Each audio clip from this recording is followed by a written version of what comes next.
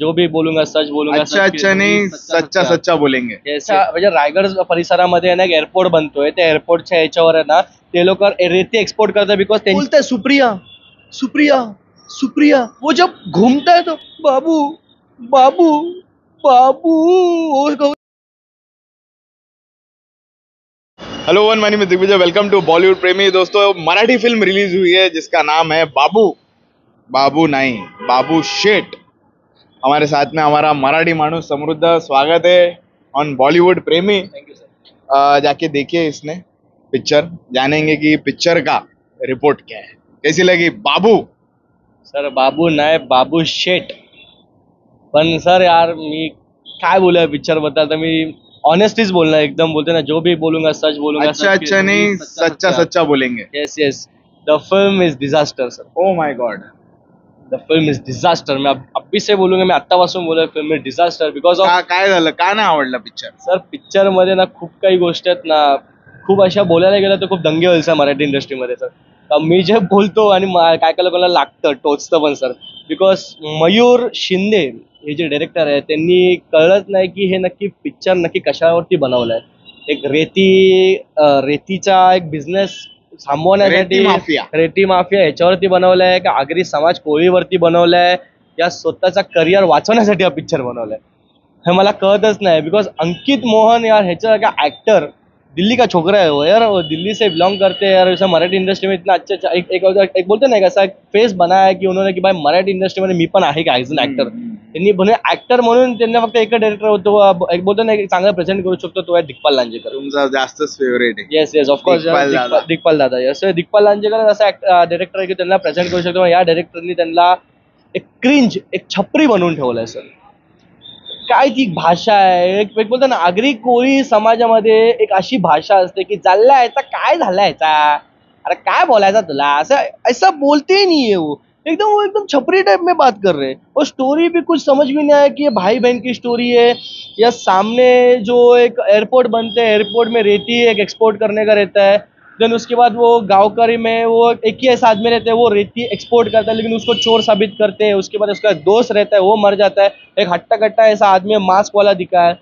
उसका मोटिव ही नहीं समझा कि वो विलन है कौन. और वो कोई तो मद्रासी दिखा है कोई तो समझ भी नहीं आया कि स्टोरी का. इंटरवल ब्लॉक में एक इंटरवल ब्लॉक इतना घटिया इंटरवल ब्लॉक मैंने आज तक नहीं देखा होगा बस. अरे बाप रे. आज तक नहीं देखा. वो उसमें दिखा है कि वो हीरो खुद मर जाता है. हीरो मर जा रहा है. हीरो मरता है और इंटरवल के बाद हीरो बच जाता है. और इतना ट्विस्ट है वो ट्विस्ट. अरे नहीं समझ में आ रहा है ट्विस्ट. अरे लेकिन सेंसलेस है. ये ट्विस्ट है सेंसलेस होता है एकदम सेंसलेस. में दिखा है कि वो हीरो को वो शॉक देता है छाती से उड़ता है उसमें भी डिक्लेयर कर देता है लेकिन बाद में वो बच जाता है. अरे ये क्या बात हुई. और सबसे घटिया चीज है एडिटिंग. मैं आप मेरे को इसमें एक सीन है एक बताता हूँ कि वो रुचिराज यादव के साथ वो है ना हाथ मांगने जाता है पूरे फैमिली के साथ.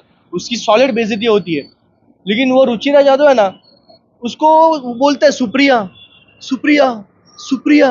और वो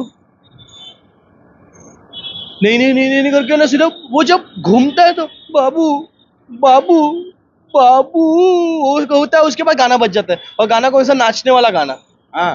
अरे ये मतलब क्या है. हाँ बोल दिया रहेगा ना. नहीं बोला. नहीं बोला. और इंटरवल के बाद वो नेहा महाजन के साथ उनका शादी हो जाता है. अरे ये क्या चल रहा है भाई. मैं तो लिटरली उठने वाला था पिक्चर देखने के टाइम. बोला अंकित मोहन को ये फिल्म डिजर्व नहीं करते यार. चिडला आज आमचा मराठी माणूस चिडला मराठी पिक्चर बघून. अरे बाबू मी तर बोला बाबूने छोटा बाबू पिक्चर बनवला यार. काय म्हणजे या पिक्चरचं काय मोटिव्ह काय स्टोरी काय. आणि ट्रेलर बघितलेला. ट्रेलर देखा था हमने तो उसमें थोड़ा बहुत क्लियर ये लोग दिखा रहे थे कि कुछ नवी मुंबई की कहानी है, रायगढ़ की कहानी है, एयरपोर्ट बनने वाला है, कुछ ये होने वाला है. क्या एक्झॅक्टली बघा रायगडच्या म्हणजे रायगड परिसरामध्ये ना एक एअरपोर्ट बनतोय. त्या एअरपोर्टच्या याच्यावर आहे ना ते लोक रेती एक्सपोर्ट करतात बिकॉज त्यांची एक जमीन असते एक 5x5 आहे ना कुठली तरी एक जमीन असते ते बाबूच्या नावावर असतात. पण तो बाबू जमीन तर काय घेत नाही. रिक्षावाला बनतो. रिक्षावाला नंतर तो त्यांची स्वतःची कंपनी खोलतो. मग ती एअरपोर्ट काय बनत नाही. एअरपोर्ट गेली तेल लावत आपला स्वतःचा बिझनेस घ्यायचा एक आयटम पटवायची नंतर तिच्यासोबत लग्न झालं नाही झालं ते फक्त गावकडे गेले तेल लावत आपला बघायचा. बाबू शेठ काय घंटाचं काय करत नाही. ओके. अरे अंकित मोहन सारखा ऍक्टर हा फिल्म डिझर्व करत. आणि शॉकिंगली गोष्ट ही पण आहे की याचा दुसरा पार्ट येतो. ओ माय गॉड, नहीं अभी ये रिव्यू सुनने के बाद में दूसरा पार्ट तो ये लोग हिम्मत ही नहीं करेंगे बनाने के लिए. पहिली गोष्ट ना सर, मी आजारी होतो, हा पिक्चर बघून मी अजून आजारी झालोय, बिकॉज मला डायरेक्टरकडून रिफंड हवा. डायरेक्टर, प्रोड्यूसर्स जितने भी है सब सुन लो, मेकर्स, रिफंड चाहिए हमको refund आहे यार. इस आम्हाला पिक्चर का. आजारी पडलो आजारी पडला आमचा मराठी माणूस समृद्ध, त्याला पुढच्या आठवड्यात पण एक मराठी पिक्चर बघायचा आहे, तोपर्यंत त्याला ठीक व्हावं लागेल. हा यार, कामून भाबू मी एक्सपेक्टेशन खूप ठेवून आलो होतो सर. खूप एक्सपेक्टेशन होते. मराठी माणूस समृद्धचे ट्रेलर बघून पण खूप एक्साइटेड झालेला. ते गाणं कुठलं, हा सर, आणि सगळ्यात शॉकिंगली सर म्हणजे राग आला, मला खूप राग आला होता, बिकॉज ओ शेट तुम्ही नादच केलाय थेट. ते 2 वर्ष एका 2 वर्षापूर्वी ते गाणं एकदम फेमस झालं होतं, व्हायरल झालं होतं इंस्टाग्रामवर. ते गाणं रिक्रिएट केलं त्यांनी, आणि तेच गाणं I was expecting first half मध्ये चल ठीक आहे, सेकंड हाफ मध्ये पण चल ठीक आहे, आलं डायरेक्ट एंड क्रेडिट्स मध्ये. ते सर्वात शॉकिंग होतं माझ्यासाठी. ते पैसा तिथंच माझा बर्बाद झाला, पिक्चर मध्ये बर्बाद झाला होता, पण त्यात पण बर्बाद झाला. So I am sorry.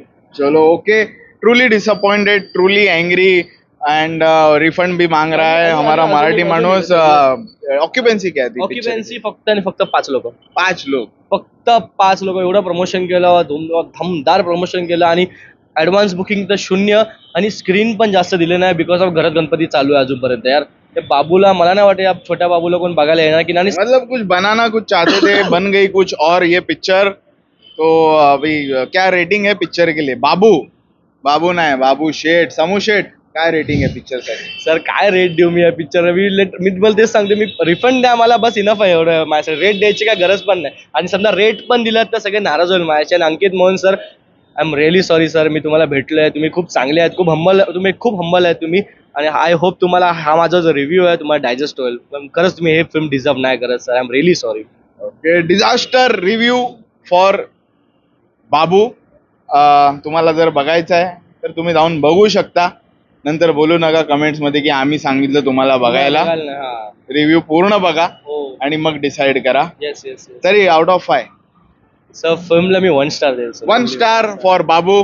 Me 1 star पण का दिला? बिकॉज अंकित मोहनने यार प्रयत्न केलाय, त्यांनी ऍक्टिंग करायचा तरी प्रयत्न केला, म्हणून त्यांच्यासाठी या त्यांच्याकडे मन नाही दुखवणार, 1 स्टार त्यांच्यासाठी. ओके, थैंक यू बोलेंगे हमारे मराठी माणूस समृद्ध को कि अपना टाइम, एनर्जी, बीमार होते हुए भी जाके पिक्चर देखिए और अपना एक बहुत ज्यादा ऑनेस्ट रिव्यू इस फिल्म के लिए दिया है.